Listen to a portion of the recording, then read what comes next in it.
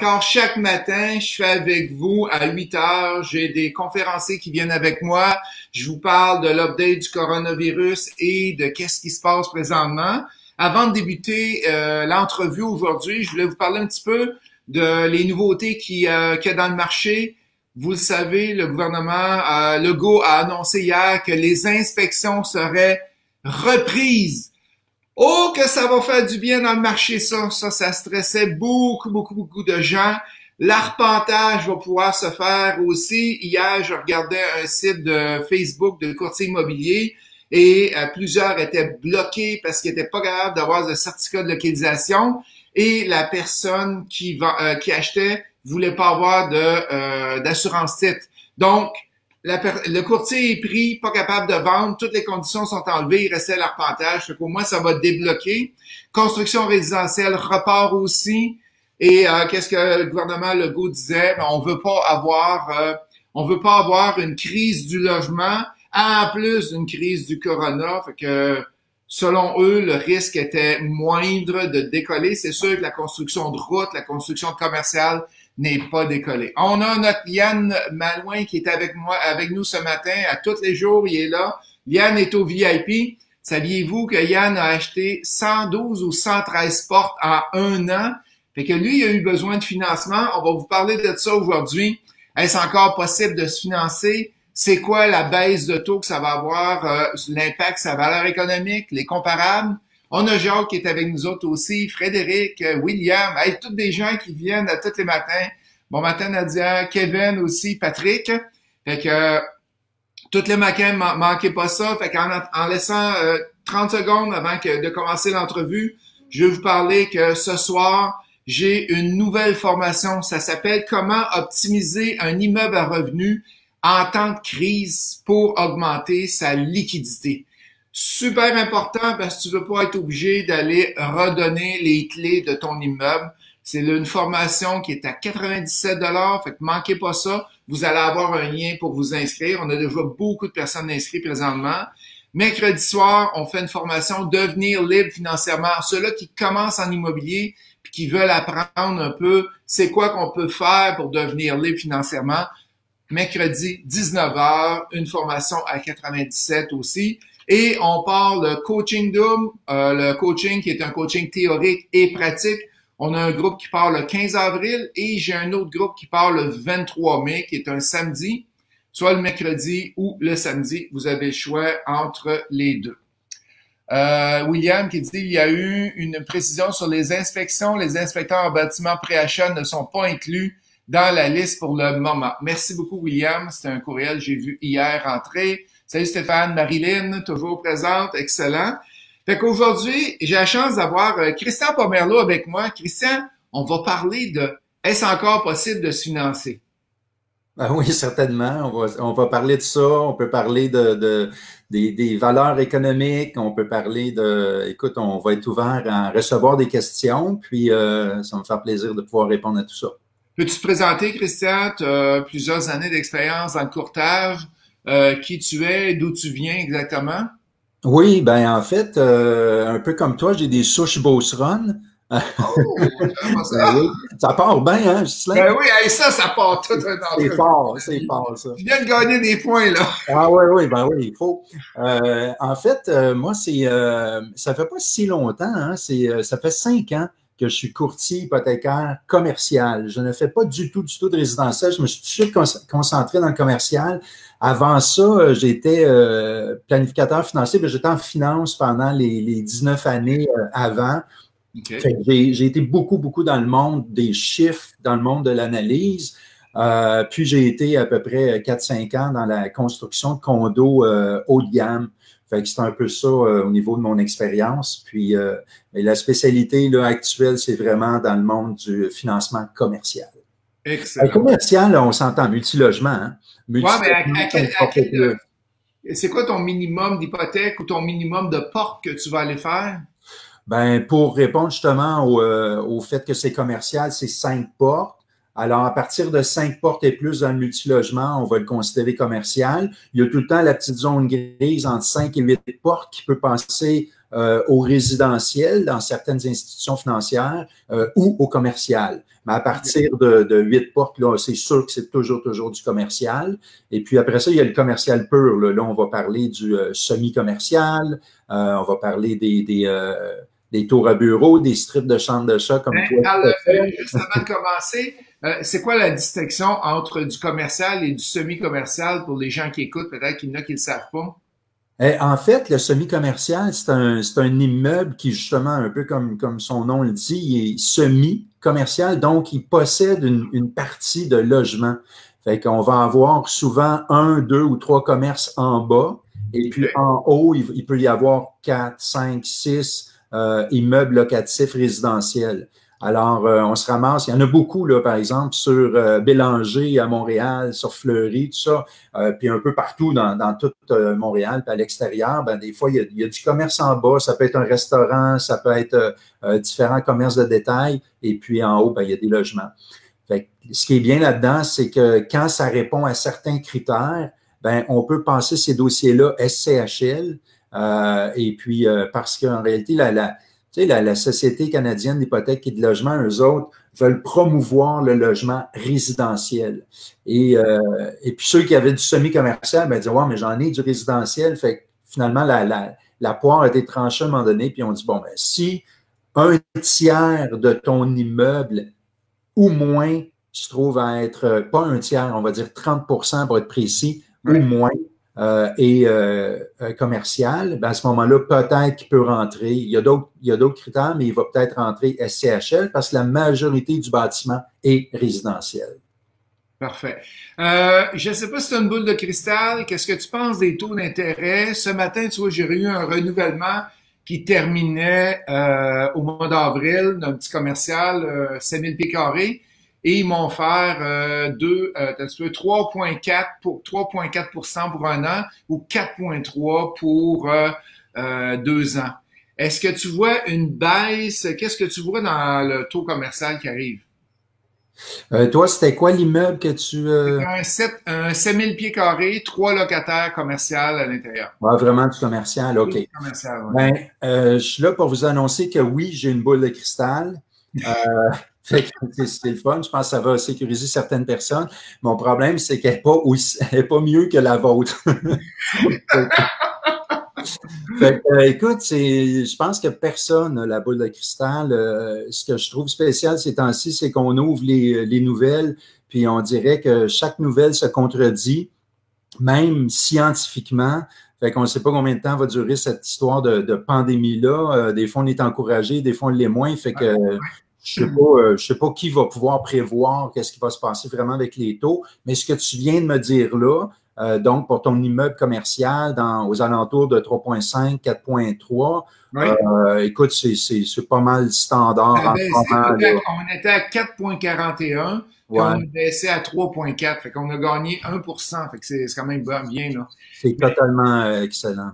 J'ai eu beaucoup, là, ça fait 2 semaines que je fais des entrevues à chaque matin à 8 heures sur Facebook et j'ai eu beaucoup de questions. Justin, qu'est-ce qui arrive? Les taux d'intérêt vont-ils monter? Vont-ils baisser? Ça me surprendrait qu'ils rebaissent encore plus, là, parce que je pense qu'on est pas mal au minimum, là. Ouais. Mais on ne sait pas, là. Fait que hier, j'écoutais François Gagnon à radio qui disait qu'au Japon, ça va pas très bien. Il y a des taux d'intérêt négatifs. Ouais. Fait qu'il y a des taux d'intérêt négatifs. Fait qu'on verra pas ça au Québec, mais ça va pas bien dans leur région. Je parle pas du corona, là. Je parle du côté économique, là. Ouais, exact. J'ai écouté un extrait de Benjamin Toll, qui est tu le connais? Oui, je connais, oui. C'est bien ça. Bon, il mentionnait que le Canada, ce serait probablement dévastateur si au Canada, on tombait dans du négatif. Ça a pas mal toujours nui au système financier, puis ça crée par après un problème d'inflation qui peut devenir assez important. Fait que je pense pas qu'on va aller là. Là, le taux directeur il est à 0,25. Fait que on travaille avec ça. Puis je pense que le gouvernement du Canada, à date, moi, ce que je vois, a très bien réagi. Fait que les taux vont rester bas sur le marché, je suis pas mal sûr, mais ça fluctue quand même. Mettons, je dirais, de 15-20 points là, tous les jours. Là, on a du mouvement là, constant, mais on ne se ramassera pas avec des taux dérisoires sous peu, parce qu'à un moment donné, il faut contrôler. Il y a toute une histoire de contrôle d'économie et d'inflation dans tout ça là, qui doit être maintenue. Là. On a plusieurs personnes que je voulais saluer un matin qui sont arrivées. André, Miosotti, Jean-François, qui dit qu'il passe chez Notaire cette semaine. Ben, un gros bravo à Jean-François. Yes! Ouais. Parce que les notaires, vous le savez, fonctionnent quand même. On a Chantal, Jacques Roy, que je connais bien, Daniel, Marc Gaulin, qui nous demande, pourriez-vous faire la distinction entre la valeur économique et la valeur marchande? Fait que, une grande question et pas tout le monde qui connaît la réponse. Vas-y donc. Ouais. En fait, la valeur marchande, c'est vraiment, tu sais, comme tous les produits, l'immobilier est un équilibre entre l'offre et la demande. Alors, il vient un temps où est-ce qu'il y a une valeur qui se marchande, tu sais, c'est d'où son terme, c'est qu'il y a assez d'offres, il y a une forme d'équilibre, puis les clients sont prêts à payer un certain prix, et puis les vendeurs sont prêts à laisser à ce prix-là. Là, on tombe dans un marché où est-ce qu'il y a une acceptation, où est-ce qu'il y a une transaction qui se fait. Ça se mesure, ça, mathématiquement. Puis c'est pour ça qu'on prend ceux qui déterminent la valeur marchande, ce sont des évaluateurs. Il y a le marché, mais les évaluateurs agréés, eux autres, vont utiliser des outils pour aller chercher la valeur marchande et ils vont utiliser, dépendant de la grosseur de l'immeuble, ils vont utiliser soit des taux de capitalisation ou des taux de multiplicateurs de revenus. La valeur économique, elle, c'est qu'à un moment donné, même si la valeur marchande pourrait s'emballer un peu à cause de différents éléments extérieurs. Les gens qui veulent, comme on vend un immeuble sur le plateau, là, la valeur marchande est 1 million pour un cyclex, mais la valeur économique, selon les revenus, est de 600 000, 650 000. Exact. Ce qui se passe aussi, c'est la logique, c'est que la banque, elle, ou le prêteur se dit, ben, on pourrait vendre à n'importe quel prix un immeuble. Hein? Tu sais, un immeuble qui vaut vraiment, mettons, 1 million, on pourrait le vendre 2 millions si on trouve le poisson prêt à payer le 2 millions. Mais la banque a dit, OK, nous autres, on va le limiter selon les valeurs réelles intrinsèques de l'immeuble. Ça veut dire ses revenus, ses dépenses, puis là, on obtient le revenu net. On regarde qu'est-ce que le marché est prêt à prendre comme risque et qu'est-ce qu'ils veulent comme revenu, puis quelles sont les conditions du marché. Puis là, il y a une valeur qui est attribuée à ça. Ça devient une valeur mathématique qui limite finalement le financement. Fait que ça devient la valeur économique. Fait que c'est sur la valeur économique que les prêteurs ou que la SCHL va assurer ou que les prêteurs vont prêter. Exact. Ouais. Après ça, on a Nathalie qui dit « Bonjour, nous avons un parc immobilier dans Charlevoix touristique. Fait plaisir de vous regarder. Nathalie est souvent là le matin. Tommy, bon matin à tous. Ève, j'aimerais savoir quelle est la meilleure formation, Christian, pour devenir courtier commercial pour mon... Est-ce que tu suis ça dans des écoles? Ben, vas-y. Ben, en fait, on est dans une zone grise en ce moment. C'est que pour les courtiers hypothécaires, on vient de passer des mains de l'OACIQ à l'AMF et ça se fait officiellement le 1er mai. Alors, l'OACIQ avait des cours qui étaient donnés par différents organismes à travers même des cégeps, des organismes d'école, finalement, qui donnaient ces formations-là. Apparemment, en fait, ils sont toujours honorés ces cours-là, mais ils s'en donnent plus beaucoup. J'ai entendu parler de l'Académie de l'entrepreneurship, qui eux autres ont encore une formation. Elle n'est pas entérinée complètement par l'AMF. Alors, l'AMF dit, écoute, eux autres vont probablement honorer les cours qui existent déjà, puis ceux qu'ils ont déjà pris, mais ils n'ont pas encore déterminé quelles étaient les écoles ou les cours pour la nouvelle formation de l'AMF. Je pense qu'elle va être un peu, de la façon que j'ai parlé, les réponses que j'ai eues de l'AMF directement, il semblerait qu'il y aurait 2 cours majeurs à prendre. Ils vont être divisés un peu comme ceux qui prennent les cours en placement ou en assurance avec l'AMF. Ouais. OK. Mais je pensais que ça allait être retardé, moi, avec tout ce qui se passe là. Fait que ils vont réellement faire le switch au 1er mai. Ah oui, nous autres, on a toutes nos demandes de fait, là. Le switch se fait. Ce qui se passe un peu, c'est un allègement au niveau de ceux qui n'ont pas complété leur UFC ou des choses comme ça, mais le switch se fait officiellement. Il va avoir lieu. Ouais. Okay. Il y a des affaires faciles, il y a des affaires complexes dans ce switch-là. Ouais. OK, parfait. On a Jean-Marc, Catalina, salut Catalina, Isabelle qui est en ligne, Linda, Nathalie, Mathieu Légaré, bon matin vous tous. Si vous aimez qu'est-ce qu'on fait chaque matin, allez-y vers un pouce vers le haut.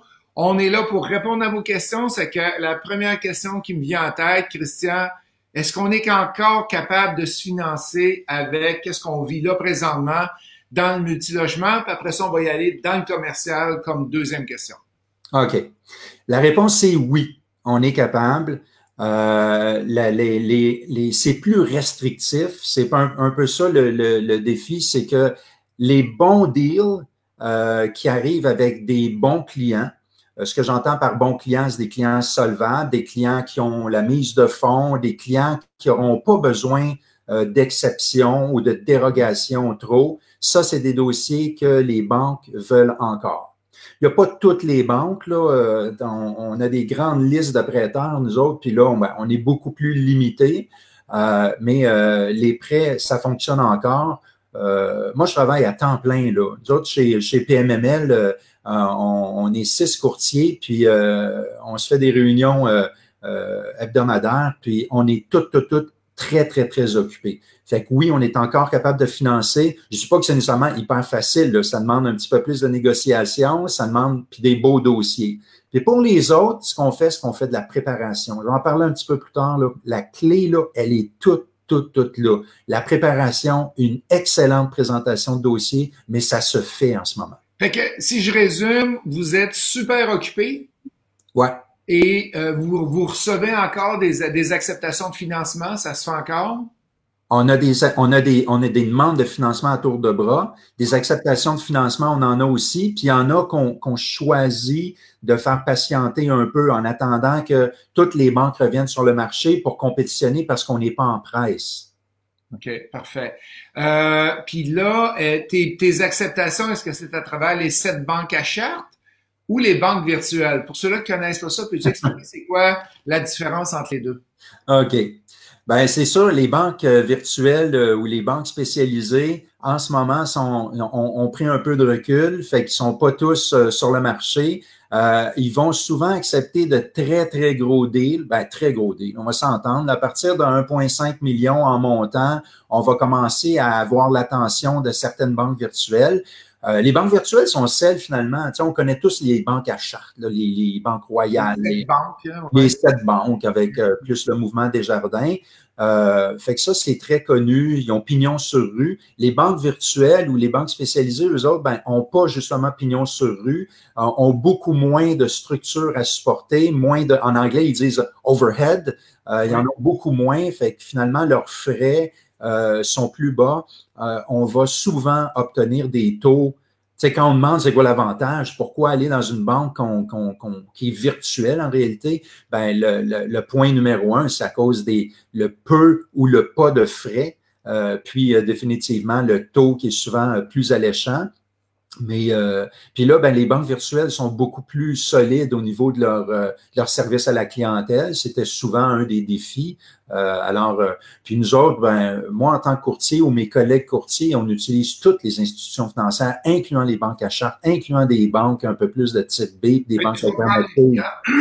Tu vas prendre un client, tu vas le diriger selon qu'il a besoin d'aide, c'est ça? Oui, exactement. En fait, il faut connaître deux éléments. C'est probablement les besoins du client, puis où est-ce qu'on sent qu'on peut le placer. Puis nous autres, comme courtiers, d'être en contact avec toutes les institutions financières nous permet de savoir c'est qui a faim, pourquoi, qui a de l'appétit, là. On a quelques questions qui sont rentrées. Bonjour, Mathieu, Sylvain. Sylvain qui demande, est-ce que la valeur marchande d'un immeuble est affectée à la baisse pour la crise du coronavirus? À l'heure actuelle, non. Moi, je vois pas vraiment de baisse. Ce qui se passe en ce moment aussi, c'est que les taux sont maintenus tellement bas.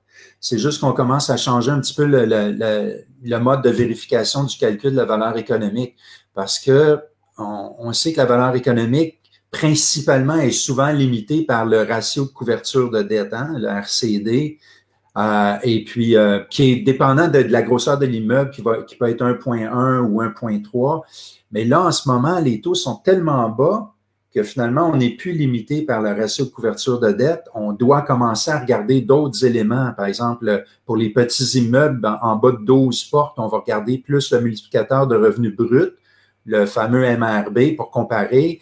Des fois, on va être limité à cause du coût par logement. Des fois, on est limité pour les plus gros immeubles, par le TGA. Fait que c'est plus juste. Donc, les valeurs économiques et les valeurs marchandes n'ont pas encore. Les valeurs économiques ont changé, mais les valeurs marchandes n'ont pas encore changé. Encore. Parfait.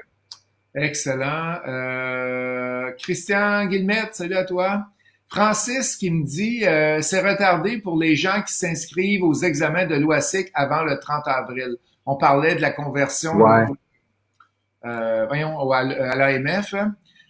Sachant qui demande bonjour messieurs, j'ai une PA acceptée, une promesse d'achat acceptée qui attend l'inspection. Par contre, la banque a baissé son financement de 73 à 60%, donc 13% plus bas, ce qui représente un beau 100 000.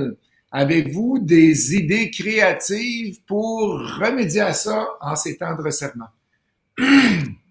Ben, j'aimerais répondre oui, mais j'ai pas assez d'informations sur ce dossier-là. Je sais pas non plus c'est quoi. On parle-tu d'un multilogement? On parle-tu d'un on n'en parle pas. Non, c'est ça. En fait, ce qu'il faut comprendre, là, c'est que les institutions financières en ce moment, on a beaucoup moins de leeway, comment est-ce que je dis ça? On a beaucoup moins de façons de trouver des exceptions ou des façons comme vraiment créatives de trouver la mise de fonds. Les institutions financières vont chercher vraiment des clients faciles à avoir. Fait que c'est pas rare, là, ce qu'elle indique, là, ou ce qui indique que le taux de financement a baissé, ça va arriver. Là, il faut avoir une bonne préparation pour pouvoir remédier à ça. Puis, faudrait que je connaisse le dossier un peu plus. D'accord. On a Marc-Antoine qui dit, ça ressemble à quoi les frais de dossier pour le financement d'un sixplex au commercial? Les frais de dossier, ça va dépendre aussi. Qu'est-ce qu'on entend par frais de dossier? Les frais de la banque? Ouais, ça doit être ton pourcentage. Fait que, il y a un pourcentage de frais de banque puis un pourcentage de frais du courtier hypothécaire. Ça correspond. Mettons qu'on prend un exemple d'un immeuble à 600 000. Tu as 150 000 de mise de fonds, tu as 450 000 d'hypothèque. Fait que ça ressemble à quoi selon les différentes banques, selon toi, les frais de dossier? Ben, pour répondre un peu à la générale, tantôt on parlait des banques virtuelles puis les banques à charte. Les banques virtuelles n'ont pas de frais de dossier comme tels. Et puis, n'ont pas de frais de renouvellement ou de frais de revision qu'on appelle à toutes les années. La plupart des banques à charte vont avoir des frais. La plupart du temps, ils se calculent à entre 0,15% de la valeur du prêt jusqu'à peu près un quart, donc 0,25. Des fois, ils vont avoir des montants minimums. Par exemple, ça peut être des 500, 750, 1000 piastres de frais de dossier. Puis après ça, souvent, c'est 0,10% les frais de révision. Pour le courtier, pour le courtage, dépendant avec qui on fait affaire, certaines institutions financières, il n'y en a pas des tonnes, mais certaines institutions financières vont payer les frais du courtier hypothécaire. Mais tu sais, il faut s'entendre, ils sont mis dans le taux à quelque part. C'est toujours l'emprunteur qui paye ça. Mais en règle générale, il faut s'attendre à avoir un courtier hypothécaire va charger la plupart du temps 1% du montant financé. C'est pas mal une règle générale. Et puis, ben, le pourcentage va baisser plus le prêt est gros. Là. On ne chargera pas 1% pour un financement de 10 millions. D'accord. Carl qui a plusieurs immeubles, il me suit à chaque matin, 170 portes, notre ami Carl, il a suivi le coaching double à peu près 3 ans. Bravo. Il bouge. Ouais. Je regarde pour acheter un immeuble qui est financé avec People Trust jusqu'en 2028. 2028 et tabarouette. Ouais. Est-ce qu'il est possible de rembourser cette hypothèque et aller ailleurs moyennant pénalité? Wow. OK.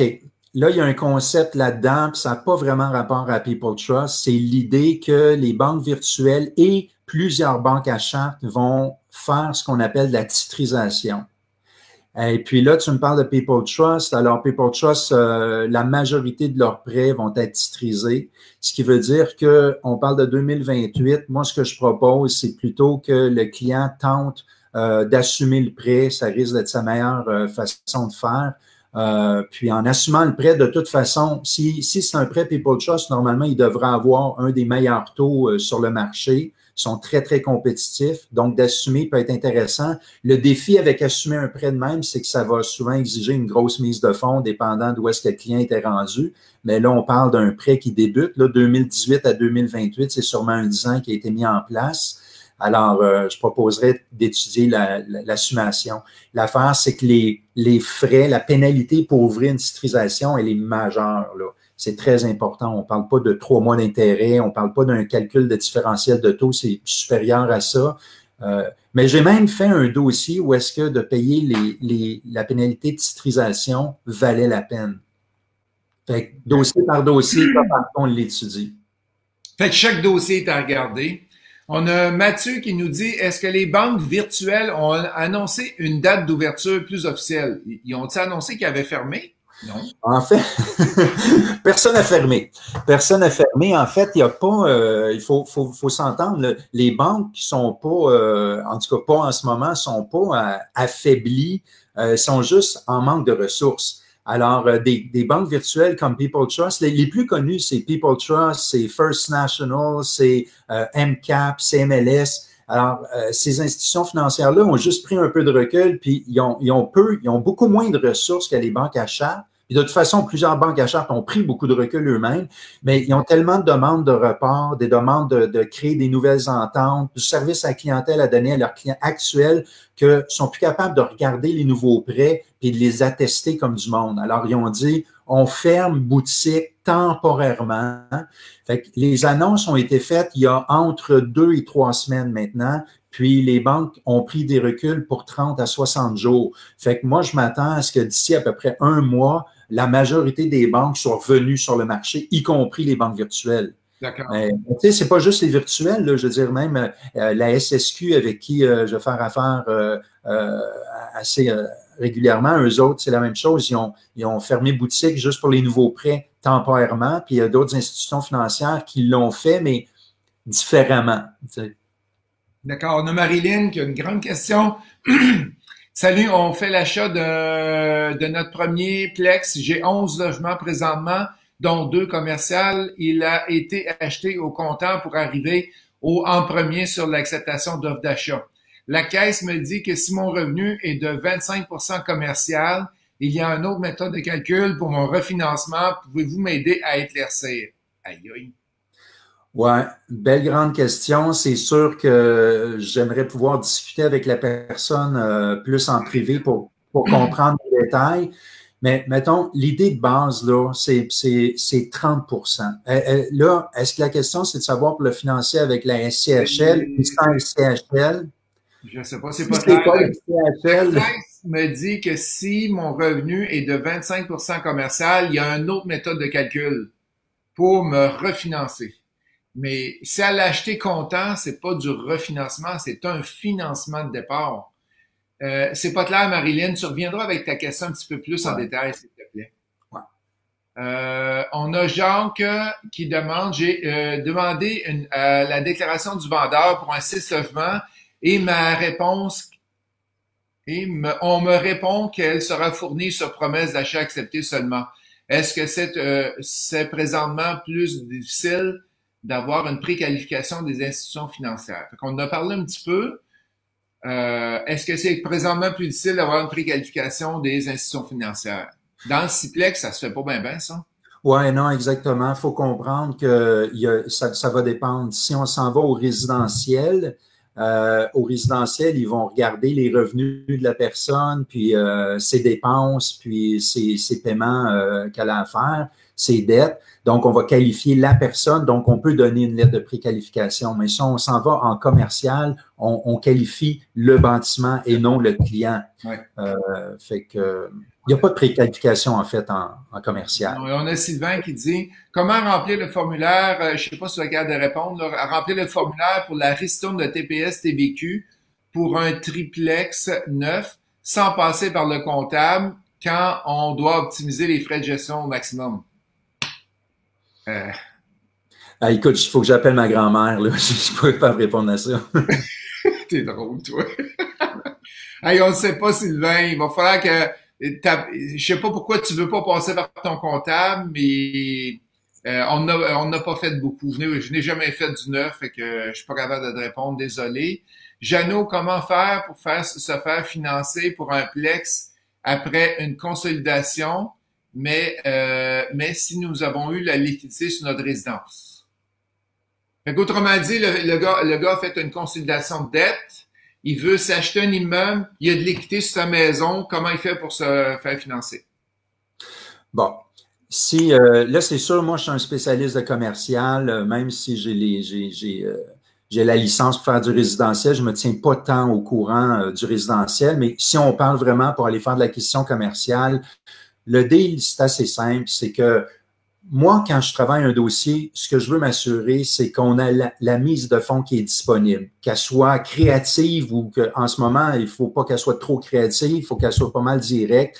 Si le client m'arrive puis qui me démontre qu'avec son compte de taxe puis une évaluation, la maison vaut tant, et puis on connaît le montant hypothécaire, on sait qu'on peut aller chercher 80% de financement généralement s'il peut supporter ces paiements-là avec son revenu, là, parce qu'on parle du résidentiel, moins l'hypothèque, ça va nous donner l'équité qui va être disponible. Ce que je propose aux gens, c'est d'aller se faire préapprouver directement à la banque. Ils n'ont pas besoin de déclencher le prêt, là. Ils ont juste besoin de se faire préapprouver, qu'ils vont pouvoir rendre ça liquide au moment où on va en avoir besoin. Puis moi, avec cette préapprobation-là, on peut prouver la mise de fonds à la SCHL ou au prêteur, puis aller faire un financement. Puis quand on sera quelques jours avant le débourser, on déclenche le fameux prêt qui est fait avec la maison ou le petit immeuble. Parfait, excellent. On a Vincent qui demande, est-ce que vous ressentez le rachat des créances par la SCHL pour réinjecter des liquidités? Est-ce que ça devrait être suffisant pour revenir à la normale? Laisse-moi 30 secondes, je m'en vais. Continue à répondre, ouais. Je m'en vais me chercher un verre d'eau, j'ai quelque chose dans la gorge. Je reviens. Je vais répondre. En fait, ce sont des programmes qui ont été mis en place par le gouvernement, par la Banque du Canada. C'est très brillant, en fait. C'est pour s'assurer de maintenir assez de liquidité dans le système. Le rachat des parts de CMB ou d'obligations hypothécaires du Canada fait en sorte, en fait, premièrement, oui, ça va stabiliser le marché avec beaucoup plus de liquidité. Puis il faut comprendre aussi que tantôt, je parlais de titrisation. L'idée de la titrisation, c'est que les banques ou les banques virtuelles ou certaines banques comme la Banque Laurentienne ou même la Banque Royale, tout ça, vont titriser certains de leurs fonds. Ils vont créer comme un pool. Ce gros pool-là de quantité d'hypothèques qui est disponible va être offert aux clients. Puis quand le pool, la piscine, va être remplie, la banque va se revirer vers la SCHL, va remettre le pool à la SCHL qui va le vendre à des actionnaires. Alors, il faut comprendre que quand les banques se font demander des reports de paiement hypothécaires par les propriétaires d'immeubles, quand c'est des fonds titrisés, c'est très différent de quand c'est des fonds réguliers. Quand c'est des fonds titrisés, le prêteur, la SCHL, doit supporter ces paiements-là parce qu'ils ne vont pas ouvrir et renégocier le pool de fonds titrisés, donc ils doivent le supporter. Donc, ces liquidités-là qui ont été mises en place sont là pour supporter justement les reports de paiement, puis ça paraît parce que justement les banques virtuelles ou les banques qui font titriser leurs fonds, ils peuvent répondre aux clients puis servir les clients en termes de report de paiement à ce niveau-là. Excellent. C'était une bonne réponse, Christian. Merci. On a Nicolas qui demande « Bonjour messieurs, ces 4 grandes banques virtuelles nommées font-elles du prêt de petitplex aussi du 2 à 4 portes? De plus, publient-elles au dossier de crédit personnel comme les 7 grandes banques? » Je suis pas très ferré en résidentiel, mais je sais que First Nat, People Trust font absolument du petit prêt. Les deux autres, je ne suis pas sûr. Et puis, je pense que oui, il s'affiche au crédit, ce qu'on m'a dit, mais la meilleure chose, c'est d'aller voir un courtier hypothécaire spécialisé en résidentiel, puis ils vont pouvoir vous répondre à ça. Tantôt, la question de Marilyn, qui est un peu compliquée, avec 25% de commercial, elle dit oui, c'est pour savoir comment ils vont faire le calcul pour me financer, considérant les deux commerciales. Fait que, selon ce que tu dis, c'est par rapport à 30% des revenus ou 30% de l'espace plancher? OK. La question est très bonne. Il y a deux choses. La superficie doit être 30% ou moins. Puis à date, moi j'ai créé une spécialité dans le semi-commercial avec la SCHL. Okay. Et puis à date, ils sont très, très, très à cheval sur le 30%. Tu n'arrives pas avec 30,5 ou 30,8, là. Il faut que ça soit moins de 30%. Ça, c'est la superficie. Donc, il faut comprendre que, tu sais, sur les immeubles 3 étages, où est-ce que l'immeuble en bas, c'est un commerce, puis les 2 autres étages, ce sont des... Ben, on a un problème en partant, c'est 33%. Il faut donc aller prouver qu'il y a peut-être une petite partie de superficie en bas, mettons, qui est soit commune... du résidentiel qui descend dans le commercial, mettons. Oui, ça peut être ça, ou ça peut être un local qu'on dit, hey, non, ça c'est un local résidentiel. Il suffit d'avoir un architecte ou un technologue qui vient le prouver, puis normalement, ils vont le prendre comme du cash. Maintenant, 30% des revenus, c'est pas exact, cette histoire-là. C'est proche, mais c'est pas exact. En fait, c'est 30% de la valeur d'emprunt. C'est-à-dire que nous, on fait un calcul un peu complexe où est-ce qu'on va calculer l'emprunt potentiel de la partie commerciale seulement, puis on va prendre l'emprunt potentiel de la partie résidentielle seulement. Puis après ça, on regarde un dans l'autre, on dit, bon, mais la valeur d'emprunt versus la valeur d'emprunt résidentiel, il faut que ça soit en bas de 30%. Fait que c'est pas le revenu, c'est la valeur d'emprunt. Okay. On a Michael qui demande, pourquoi tu enlèves souvent tes lunettes, Christian? Non, c'est pas vrai. Ouais, en fait... non, tu n'es pas obligé de répondre. C'est ça, mais... Ouais. Hey, en passant, si vous aimez qu'est-ce qu'on fait, allez-y avec un petit pouce up. On veut plein d'amour pour Christian avec le bon travail qu'il fait un matin. Hey. Il y en a plein. Michael qui demande pourquoi, Christian, vous faites pas de résidentiel? En fait, c'est un choix. C'est un choix quand j'ai fait mon switch pour m'en aller en courtier hypothécaire. J'ai choisi le mode de vie du courtier hypothécaire commercial parce que la plupart du temps, les commerces, on ne travaille jamais les fins de semaine. Il n'y a pas de visite les fins de semaine. Il n'y a pas de... Les gens d'affaires, généralement, à partir de 2, 3 heures, 4 heures l'après-midi, souvent vont avoir leur propre business, tout ça. Fait que c'est un horaire qui est beaucoup plus, je dirais, qui est moins étalé que dans le résidentiel. Mais c'est mon choix personnel. Les deux sont très bons. Là. On a un ami de Québec qui nous demande, Christian Guillemette, que tu connais probablement. J'ai acheté un 8 logements cash, OK? Et les banques me disent que je dois le détenir 1 an avant de le financer. Est-ce que toutes les banques qui s'en tiennent à cette règle? Peux-tu m'aider, Christian? Oui, je peux t'aider. En fait, la majorité des banques, ça va être 1 an, effectivement. Puis certaines banques, comme Banque Royale, peuvent aller jusqu'à 3 ans, eux autres. Alors, souvent, même les banques à l'intérieur d'1 an, il y en a certaines qui vont être prêtes à refinancer à l'intérieur d'1 an, mais ils vont refinancer au prix payé. Fait qu'à mais il l'a payé comptant. Ouais. Puis fait que les banques veulent pas aller refinancer avant 1 an. Ouais, mais j'oserais pas dire les banques parce que je suis pas mal sûr qu'un dossier comme ça, mettons dans le temps normal, mettons qu'on n'appelle pas le temps de pandémie, là, mais dans un temps normal, probablement que j'aurais pu placer ce financement-là là, sans attendre 1 an. Mais mettons que pour que ça soit généralisé, là, la règle du pouce, c'est oui, il y a un principe de stabilisation des revenus, puis un principe de refinancer au prix payé à l'intérieur d'1 an que certaines banques vont vraiment respecter. D'accord. Ouais. On a un commentaire de Yann, mais je me rappelle plus sur quelques questions. Tout dépend de votre situation. Vous devez remplir le formulaire FP 2190. Fait que, tu sais quoi? C'est le SP 2190. C'est celui qui vient juste avec avant le 91. Ouais, c'est ça. Je sais pas c'est quoi, Yann. Donne-moi un coup de main, je sais pas. Yuen, achat d'une bâtisse commerciale plus avantageuse avec personnel ou avec entreprise Québec Inc. au niveau fiscalité.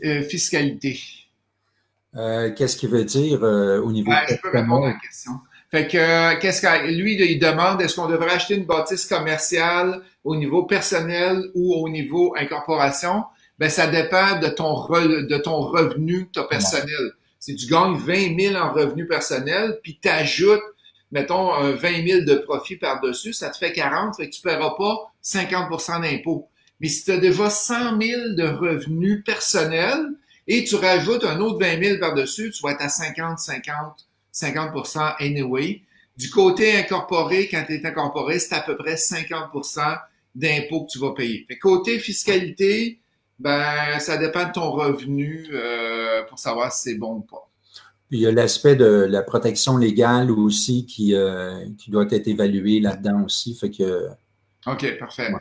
On a, salut Pierre, on a Frédéric Larouche qui dit c'est pour la TPS TVQ. Fait que tu vois, ni moi ni toi, on avait rempli ça. Merci Yann. Fait que la personne qui demandait tantôt à quoi ça ressemblait, vous l'avez. C'est quoi l'avantage de faire affaire avec un courtier hypothécaire plutôt que d'aller à une banque? Hey, ça, tu l'aimes, cette question-là, hein? Oui, je l'adore. Vas-y, lâche-toi. Je l'adore. Ben, OK. On va garder ça simple.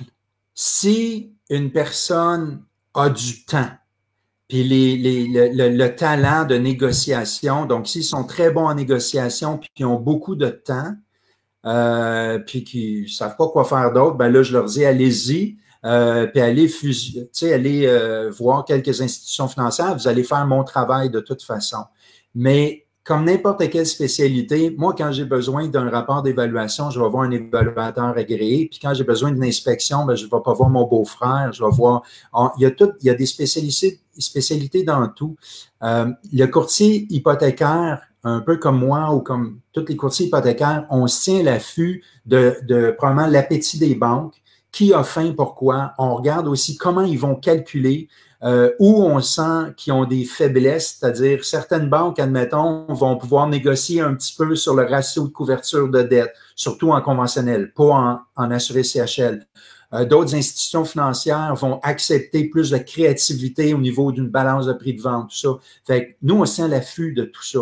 Fait que, puis, quand moi, je reçois un dossier, la clé, c'est dans le montage du dossier. Parce qu'une fois qu'on présente un dossier, ben, l'avantage que j'ai, c'est que je peux le fusiller, moi, à 5, 6 institutions financières en même temps. Puis commencer la négociation avec tout le monde, puis aller chercher des lettres d'intention. Fait que souvent, on va négocier des meilleures conditions, on va négocier des meilleurs taux, mais notre grande force, c'est d'aller chercher des valeurs économiques souvent pas mal supérieures à ce que vous allez chercher toute seule parce qu'il manque des données, puis des fois, le client ne sait pas exactement où négocier. Puis quand je parle de valeur économique, là, c'est pas des petites affaires, là. Des fois, parce que, tu sais, des fois, nos tarifications vont être de 7 000, 8 000, 12 000 22 000 tu sais, que le client va payer. Mais oui, mais il va chercher 150 000 de plus en valeur économique, en financement. Alors, ça vaut la peine, là. Grosse différence. Fait que la valeur, elle est là, là. Ouais. Sylvain qui dit, je suis en train de vérifier les formulaires que vous avez donnés tantôt. Ça dépend de la situation. Peux-tu être plus explicite? Sylvain, on n'est pas des spécialistes de ces formulaires-là. Moi et Christian, va te chercher quelqu'un qui connaît ça. On n'a jamais rempli les formulaires de TPS, TVQ pour du duplex, triplex. Désolé, on peut pas t'aider là-dessus. Le courtier hypothécaire touche un pourcentage sur la vente ou une commission fixe. Il se mêle avec le courtier immobilier. Veux-tu répondre, s'il te plaît? Oui, en fait, ça peut être les deux. Pas en même temps, là, mais ça peut être un taux fixe, un montant fixe qui est, surtout pour les petits dossiers, des fois, on se ramasse que même le 1% est tellement minime. Alors, des fois, ça va être un montant fixe, mais la plupart du temps, c'est un montant variable qui, je l'ai dit tantôt au début de l'émission, on parle d'à peu près 1%. Puis ça dépend de la grosseur aussi du prêt, et aussi le type d'immeuble. Des fois, il y a des immeubles là, où des clients qui arrivent qui sont 14 emprunteurs, puis achètent une station-service. Ça se peut que le taux soit plus qu'1% parce que c'est toute une job, toute une négociation. Okay. Il faut pas oublier que j'ai de la misère à prononcer Sliv Marois, c'est que c'est pas sur le prix payé qu'il va y avoir une commission, c'est sur le montant d'hypothèque. Financier. Les courtiers immobiliers, ils ont une commission sur le montant du prix payé, tandis que les courtiers hypothécaires, c'est sur le pourcentage du prêt. Exact. Francis, dois-je m'incorporer avant d'acheter ou je peux transférer l'achat dans le Inc. après? Ça, c'est une belle question au Coaching Double qu'on voit au cours 3, Francis. Mais rapidement, normalement, ça dépend si tu veux te protéger ton patrimoine. Fait que tu vas poser la question à un comptable et un avocat, OK? Le comptable, il va te dire, Francis, si tu es en bas de 100 000 de revenus personnels, incorpore-toi pas. L'avocat va dire, peu importe, Francis, qu'est-ce que tu fais, si tu veux protéger ton patrimoine, incorpore-toi, OK? Fait que là, faut que tu regardes, est-ce que tu écoutes l'avocat ou le comptable? C'est à toi de décider. Tu protèges ton patrimoine ou tu as plus de revenus dans tes poches? Et est-ce que je peux transférer dans une Inc. après? Oui, ça se fait. Ils appellent ça un roulement d'actifs. Mais quand tu le fais après, ça coûte de 3 à 10 fois plus cher. T'incorpores au début, nous autres, on travaille avec Maître Luc Audet, c'est 1000 $ plus taxes. Mais si tu le fais après, ben c'est un fiscaliste qui va embarquer, puis là, ça peut aller de 3 000 à 10 000, tout dépendant qu'est-ce qu'il y a dans la compagnie, tout. Fait que prends ta décision tout de suite, Francis, puis après ça, au moins, tu vas éviter des frais par la suite.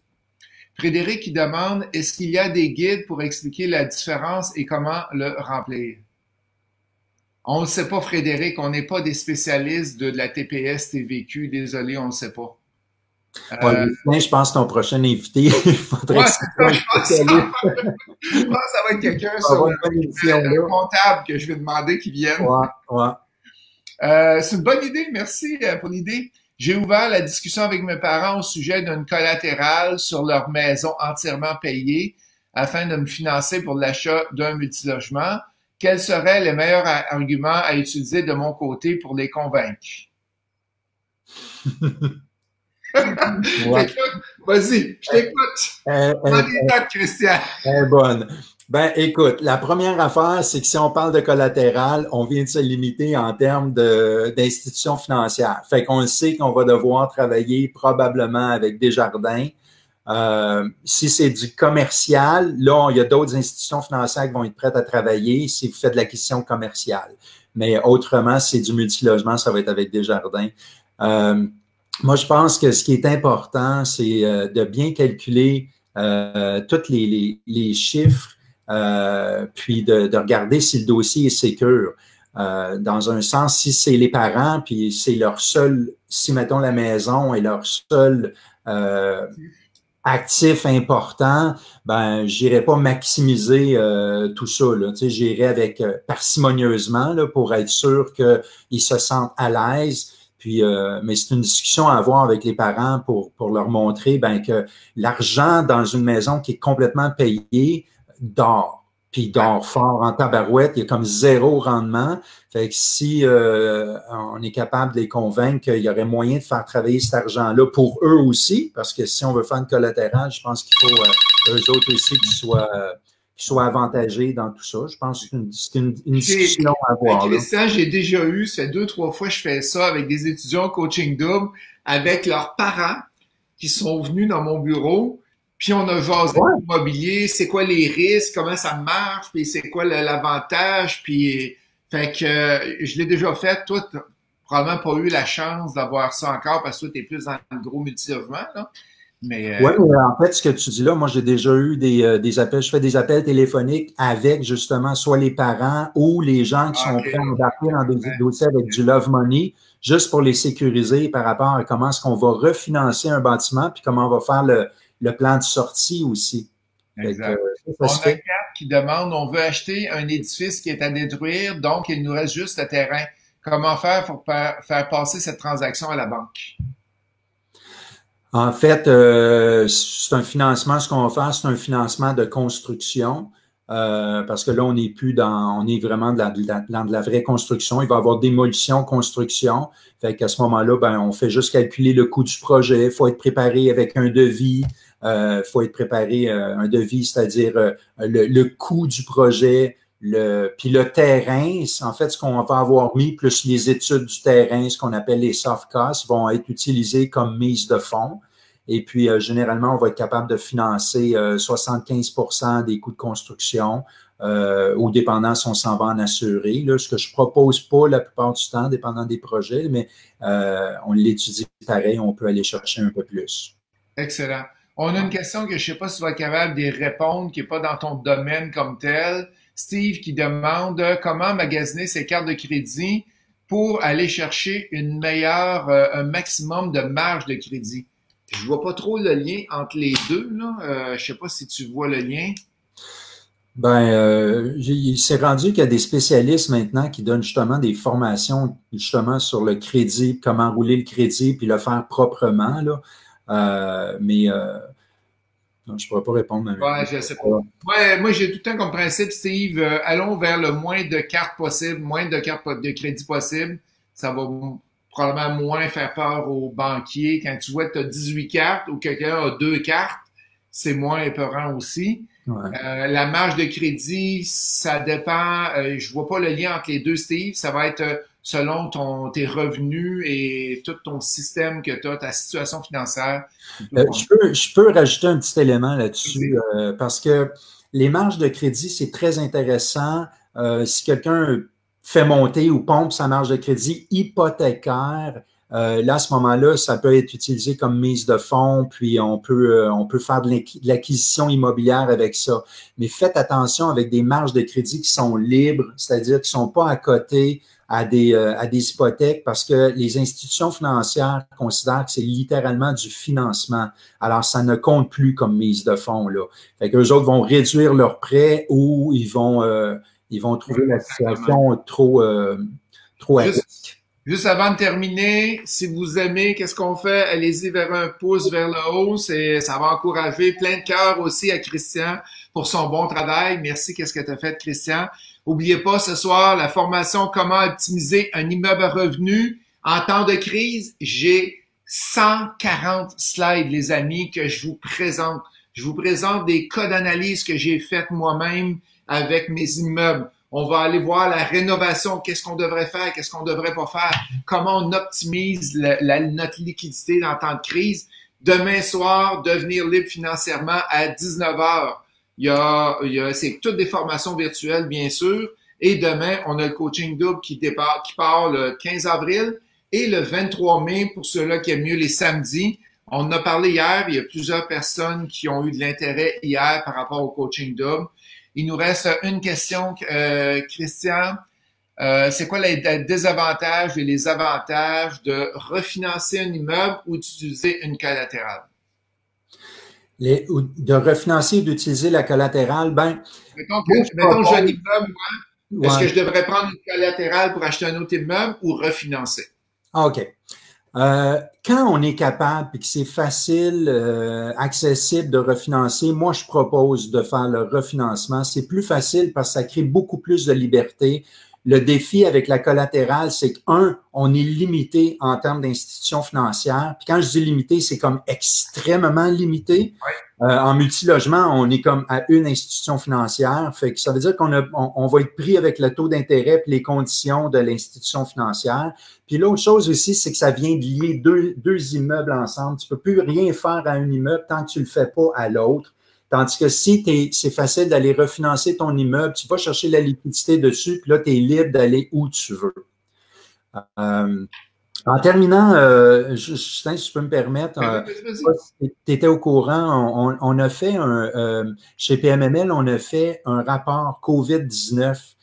Puis normalement, quand on est à tes super soirées mensuelles, on distribue notre rapport. Mais ceux qui le veulent, ils peuvent aller faire une demande sur info@pmml.ca, puis on va leur downloader le nouveau rapport Puis c'est excellent parce qu'on couvre tellement de différentes choses par rapport au financement. Puis après ça, ben, vous prenez les super bons cours de Imo Facile pour tout comprendre ce qu'il y a là-dedans.